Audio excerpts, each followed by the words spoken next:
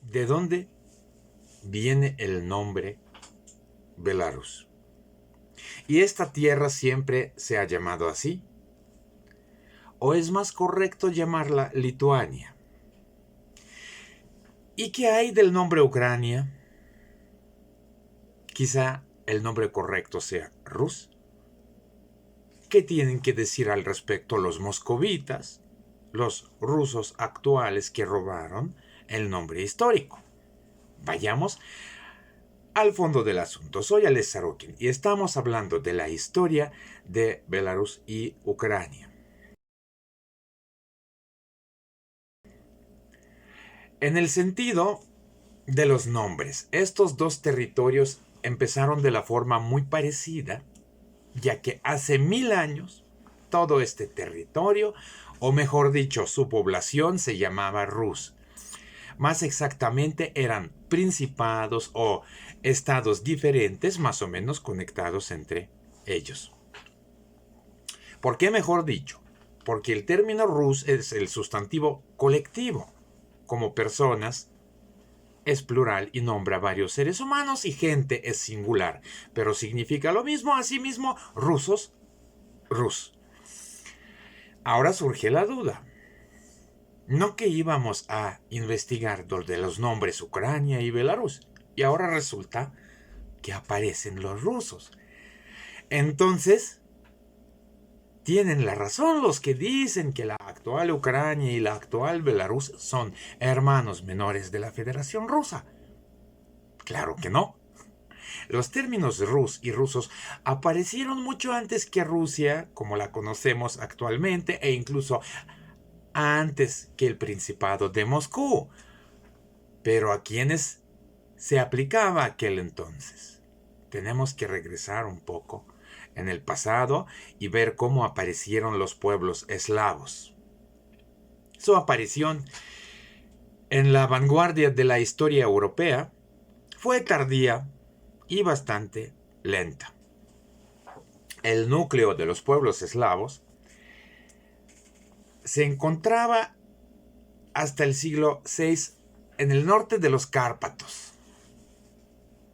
Antiguamente eran múltiples tribus nombrados por los historiadores Plinio el Viejo y Tácito como Veneti o Vénetos.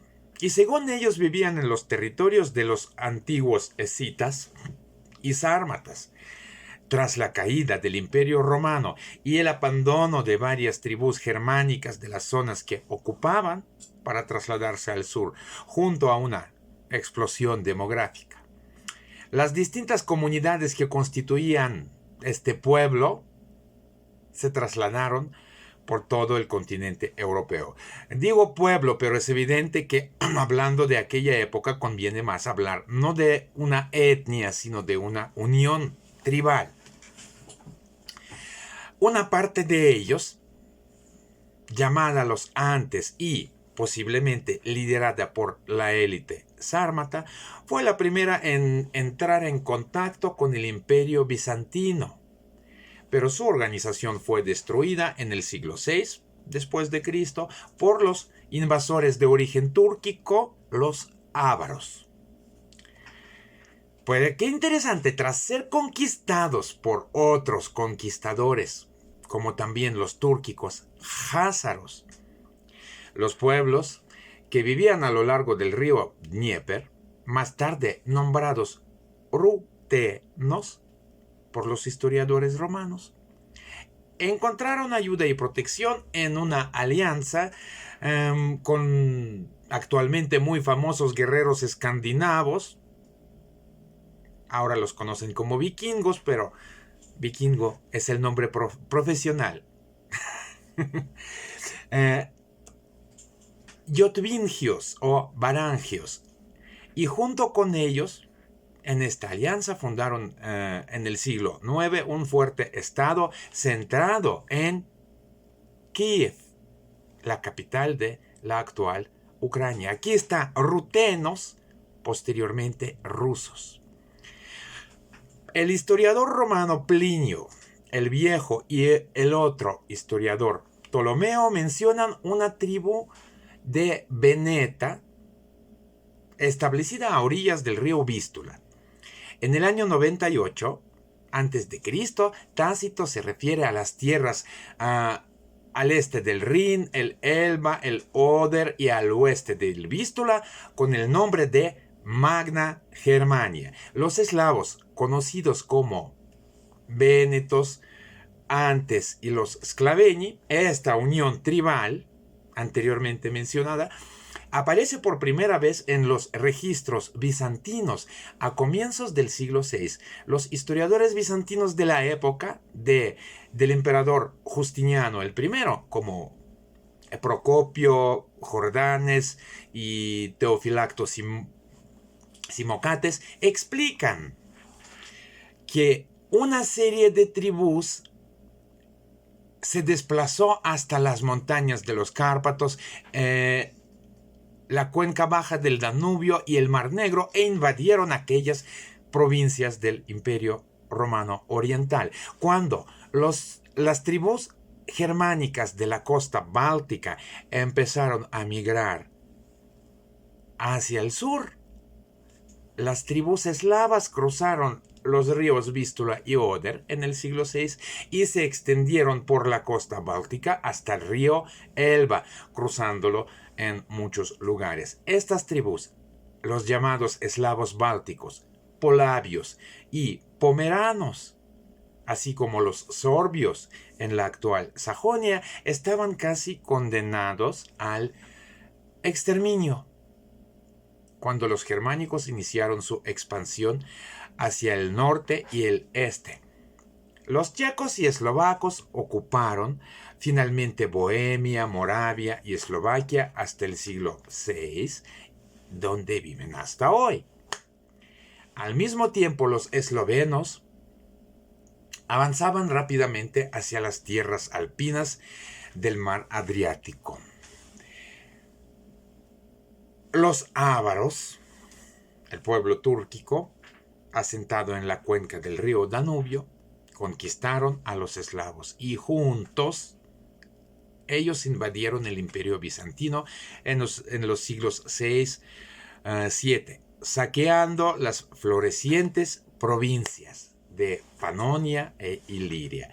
En el siglo VI, los eslavos que vivían en el territorio de hace poco llamada Yugoslavia fueron liberados de los ávaros por croatas y serbios llegados de más allá de los Cárpatos de la actual Galicia, invitados por el emperador Heraclio, y así sentaron las bases de las entidades políticas de los eslavos del sur, de los eslavos meridionales, Croacia y Serbia. Los eslavos que vivían entre el Danubio y los Balcanes fueron unidos en una fuerte estructura política por los búlgaros, que eran túrquicos por su origen, llegaron de las orillas del río Volga y llamaron su estado Bulgaria. Las tribus que permanecieron en el lugar de los asentamientos originales se extendieron por el Vístula y el Oder, y por los territorios adyacentes a los sorbios, polabios y pomeranos, que actualmente es territorio de Alemania, antes se llamaba Prusia, y se denominaron polacos por el nombre de la tribu más importante. No adquirieron los polacos alguna importancia hasta el siglo X. Para nuestros vecinos, todos nosotros, Kiev, Chernihiv, Polotsk, Turau, todos éramos rusos. Y la población local, nuestros antepasados lejanos, rutenos. Posteriormente, el nombre fue modificado en rusinos. Con Belarus, sin embargo, es un poco más complicado, pero vayamos por orden. El nombre Rusia Blanca, o en latín Rutenia Alba, se encuentra ya en la época gótica. Se trata del Tratado de Dublín del año 1255. Ya en tiempos del gran duque lituano Vytautas, es el periodo aproximadamente desde el año 1400 hasta 1430. La Rusia Blanca comenzó a llamarse el territorio del Principado de Polotsk, una ciudad que actualmente todavía existe en el territorio de la Belarus moderna. Posteriormente, este nombre, Rusia Blanca, comenzó a extenderse a los territorios cada vez más grandes a lo largo de los ríos Dnieper, Dvina y Berezina, la Belarus oriental contemporánea. Para los vecinos y desde el punto de vista puramente político, el territorio de la Belarus actual ya se llamaba aquel entonces Lituania, el Gran Ducado de Lituania, Rusia y Samogitia. Es su nombre completo y estos nombres no coinciden con el área actual geográfica de los rusos, bielorrusos y lituanos. Los lituanos que conocemos actualmente se llamaban samogitas, de ahí y Samogitia. Los lituanos es básicamente el territorio de Belarus actual de Oriente, y los rusinos son los que poblaban el estado de Kiev, o sea, los ucranianos actuales. Resulta que la historia, o más bien las personas, los personajes históricos, barajearon los nombres a su conveniencia y ahora tenemos lo que tenemos. Dentro del país, dentro del Gran Ducado de Lituania, el término Litvin empezó a referirse a los bálticos paganos de los territorios de la moderna región de la ciudad de Grodno, en Belarus, la actual Vilna o Vilnius, la capital de la actual Lituania, y la parte de la región de Minsk, que fueron convertidos al catolicismo por el príncipe Vladislao II Jagellón, en la frontera de los siglos 14 y 15. Los rutenos ortodoxos del este, en su mayoría eslavos, constituían la Rusia Blanca o Rus lituana. Por cierto, muchos de los que discuten a quién pertenece el derecho a nombre de Rus olvidan que en aquella época lejana no existía el término nacionalidad o etnia, y construyen todos sus argumentos sobre esa tesis errónea de que ya aquel entonces existieran los etnónimos ruso, ucraniano o belaruso. Sí existían, pero no en el sentido moderno. Por ejemplo, en mi tierra, donde nací, en Belarus Occidental, a los belorrusos ortodoxos, siempre que me acuerdo, se les llamaba rusos, mientras que los belarrusos católicos se les llamaba polacos. Son resonancias de aquella época lejana en la que la religión era un factor mucho más importante que la etnia. Del mismo modo, los estados no se formaban en función de la etnia como ocurre hoy en día. No importa quién eres, sino de qué religión eres y quién es tu soberano, quién es tu señor. Pero regresemos al tema. Llegó el momento cuando el papel principal en Europa lo asumió el Regnum Teutonicorum, reino de los teutones. Los eslavos que vivían entre Elba y el Oder fueron los primeros en sentir los efectos de este cambio. La conquista de sus tierras, así como la introducción del sistema eclesiástico alemán, no auguraban nada bueno para su libertad y para su existencia. Los eslavos occidentales se encontraron en la esfera de la cultura romana y latina. La influencia de la cultura bizantina solo pudo sobrevivir en Bulgaria. Desde Bulgaria se extendió a Serbia, pero los bizantinos no lograron extender su influencia política y cultural hasta Croacia. Así los eslavos meridionales se dividieron. El desarrollo de croatas y eslovenos tuvo lugar dentro del mundo romano latino y el de búlgaros y serbios dentro del mundo bizantino ortodoxo.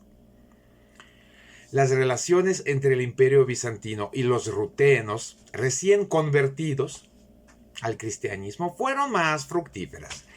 El estado de Kiev, creado con la ayuda de los guerreros varangios, yotvingios, pronto se convirtió en un poderoso país al otro lado de los Cárpatos. Su capital se convirtió en un importante centro de comercio entre el imperio bizantino, el mundo árabe y Europa occidental, sobre todo Alemania y Escandinavia. Aquí se desarrolló una animada escena cultural alimentada por las influencias literarias eslavas de Bulgaria y de Bohemia.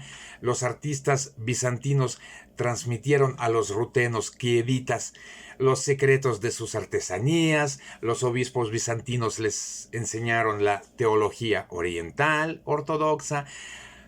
Pronto los rutenos dominaron esta ciencia y alcanzaron un altísimo nivel de civilización.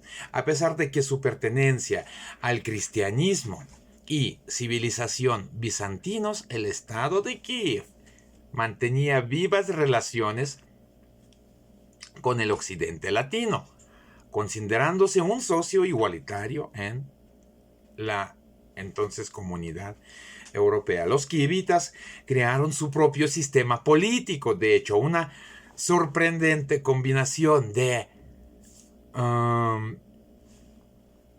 principios monárquicos y ciudades-estados democráticas. Sin embargo, este incierto sistema político resultó fatal para el estado de Kiev. Debilitado durante varios tiempos por las luchas internas entre los príncipes de la dinastía gobernante y por las incursiones de los nuevos nómadas asiáticos, los cumanos, que cortaron su acceso al Mar Negro. El estado de Kiev no dejaba de decaer, pero finalmente con él acabaron los mongoles. Acabaron con la libertad política rutena y la Rus desapareció de la escena europea durante 200 años. Hay un debate aparte sobre algo llamado Rusia Negra. Los antiguos territorios de Yotvingios en la moderna región bielorrusa de Brest y en el este de Polonia, pero sobre eso habrá un video aparte. Condicionalmente, el primer bielorruso puede considerarse un evangélico de Polotsk, Salomón Rysinski, que fue a estudiar a Leipzig, Alemania, en el año 1582, y al entrar en la universidad puso por primera vez que su nacionalidad era belarusa y que su lugar de nacimiento era Belarus. En los mismos años, Maciej Strijkowski escribió en su crónica sobre unos belarusos lituanos, es decir, los rutenos blancos, súbditos del Gran Ducado de Lituania. El término Rusia Blanca adquirió su verdadera popularidad durante los años de la campaña de Napoleón contra Rusia, contra el Imperio Ruso, en el año 1812. Forzando el río Berezina, el emperador Napoleón dirigió un discurso a los habitantes de la Rusia Blanca que fue leído en todos los periódicos europeos. Los topónimos Polotsk, Babruisk, Vitebsk aparecieron en la prensa. Desde entonces el término Rusia Blanca no ha desaparecido de la poesía, la prosa y el periodismo, debido a las realidades de la época, principalmente en polaco. Lo más curioso, que Belarus empezó a avanzar hacia el oeste y a expandirse, pero no por la migración del pueblo, sino en la mente de investigadores, escritores, poetas y publicistas. El levantamiento antirruso en el año 1863 dejó una contraseña utilizada por los rebeldes, por los insurgentes, que ha llegado hasta nosotros a partir de los registros de la policía zarista. ¿A quién amas? Amo a Belarus, pues es mutuo.